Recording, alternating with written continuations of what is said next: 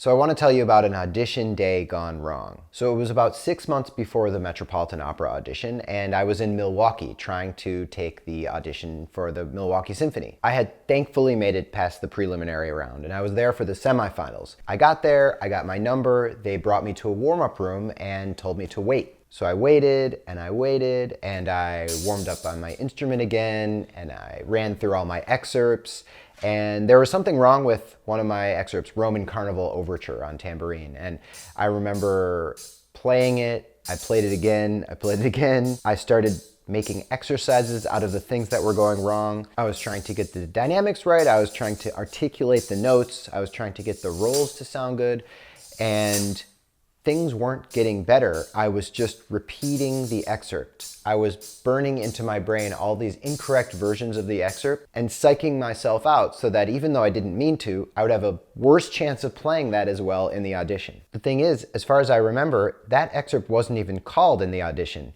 but it psyched me out so much thinking about how I wasn't playing that one well that it started affecting other excerpts. I was playing West Side Story on vibraphone and I couldn't even focus on the notes during my audition, and I started accidentally extending rests and not focusing on the articulations and the pitches, and it didn't go well and I got cut from the semifinal round. I had generally prepared well for that audition, but I skipped one major element of audition prep.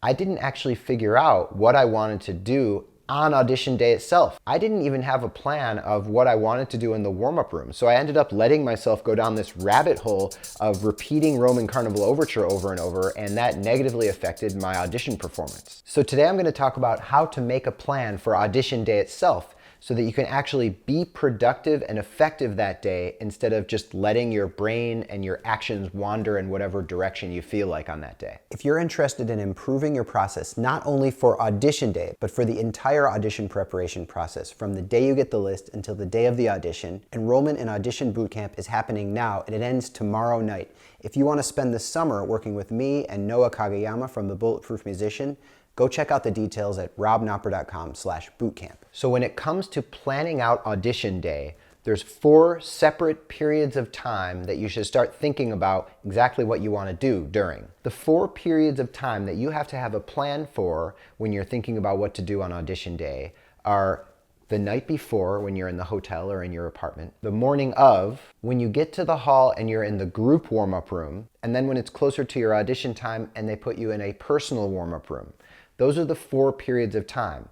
Then you go into the audition and you have your pre-excerpt routine, but that's something I usually talk about when I'm talking about mock auditions. Okay, it's kind of overkill to think through what you're going to do every single minute of the entire 24-hour period before your audition, but it's useful to at least plan and think about what you're going to do in general. You don't want to get into the audition room and realize that you forgot to do something like rewrap a certain mallet or soak a reed or listen through the Beethoven symphony that you had put off until now. If you can make at least a short list of things that you plan to do in each of these zones, then you can give yourself a chance of just calmly going through your steps rather than sitting there anxious, mind wandering, wondering what to do. So let's start with the first time period, the night before. So say you arrive in a new city that day. What are you planning on doing? Are you going to practice? What are you going to practice? For how long? Are you going to watch TV? Are you going to listen to recordings? Are you going to play along with the recording? Once you've gone through the entire audition preparation process and it's the night before, it's too late to make real lasting change in your excerpts. The goal should be just to put yourself in a position of being relaxed and calm and ready to go the next day. What I do is generally I'll either exercise the night before an audition or the morning of an audition. If I don't have time in the morning of the audition, then I usually plan to do it the night before in the hotel or something like that. I always have enough TV to watch, and even if I'm not able to access Wi-Fi, I have enough TV on my computer or my phone or whatever. At that time, it should be the kind of TV that takes your attention away fully. I don't want it to be boring TV or TV that you've watched a lot, like the kind I use when I'm doing my warm-ups, because if your mind starts wandering, then it'll start wandering somewhere unproductive. Okay, let's talk about the second zone, the morning of the audition. So first of all, you want to think through a few different options for this. What would you do if you had to be at the hall at 9 a.m.? What would you do if you had to be at the hall at noon or at 3 p.m.? Your morning at the hotel is going to look different in each of those scenarios. So think about what kind of thing would be more useful at the hotel versus the group warm-up room. Because you don't know how much time you're going to get in a private warm-up room, you have to assume that you're only going to get time in the group warm-up room or at the hotel. So what are the things that you can do at the hotel that you don't want to do at the group warm-up room? For me, in terms of sleeping and breakfast and all that, I try to sleep as long as I can, so I'm not going to wake myself up early, which I know is different from some other people. I'll also do my very basic, quick 15-minute snare drum warm-up that I've been working on day by day leading up to the audition, because I know that I might not get to do it in the group warm-up room or the private warm-up room, and I know that it needs to happen at some point, so I'm just going to do that in the hotel room if at all possible. Some things I've done in the hotel is literally played my snare drum warm-up on the pillow with my snare drum sticks while I'm watching TV. And of course, no coffee or things that will make me shake.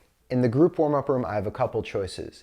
I could play or I could not play. And normally I decide for myself to not play, and here's why. The dynamics in a group warm-up room are very strange. Some people are playing, some people are watching each other, some people even out of their peripheral vision are just aware of each other, and I don't want to be part of all the anxiety that's happening in that room. I want to remind myself when I'm in that group warm-up room that I've done my work ahead of time, and even if I haven't solved every last problem in my playing, I've solved more problems than probably most of the other people in that room, and I'm prepared as much as I'm going to be. At that point, all I can do is remain calm, try to take my mind off the fact that I'm going to be auditioning, and just hang out. The most classical music related thing I'll do in the group warm-up room is I'll listen to the orchestra recordings of the excerpts that I'm going to play. But really what I want to do is go to a quiet corner in the group warm-up room, put my headphones on, and just watch TV. And sometimes I'll just go sit in the hallway where I'm away from everybody and just watch TV there. The personal warm-up room is where you should think most carefully about what you're going to do. That's the one that you have the least time in, so you need to use every second as effectively as you can. You can't assume that you're going to be in there for very long. So you should give yourself an idea of what to do in that room that's quick, and then decide what to do with all the rest of your time. So I'll take my music out, I'll put my sticks in order, I'll flip through the music and play each excerpt one time on the instrument. It doesn't matter if it goes well or if it goes badly. I just want to put my hands through the experience of playing the excerpt. I'll flip back to the first excerpt, put my music away, put my sticks away, I'll put my headphones back on, I'll listen to music or watch TV for the entire rest of the time until somebody comes to get me and I have to go play the audition. That's exactly what I did at my Met audition. I was sitting in one of those warm-up rooms for almost 2 hours and just watching TV episode after episode, thinking to myself, yeah, I'm glad I don't have to worry about playing right now. I've decided to watch TV, and I know that this is the best thing that I can do to keep my calm. So that's what I do during those 4 separate times on audition day and the night before.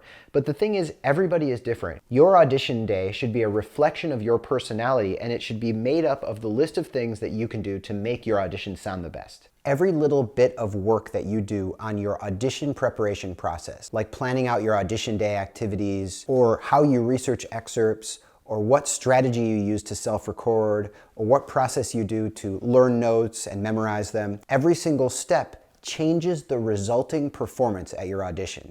If you can make the right tweaks in your process, then you can totally change the result of your audition. So if you want to use this time to improve your process and get ready for when auditions are announced, so that you don't feel behind and like you have to catch up then you can consider spending the next few months working on your audition preparation process with me and Noah Kageyama in our audition bootcamp.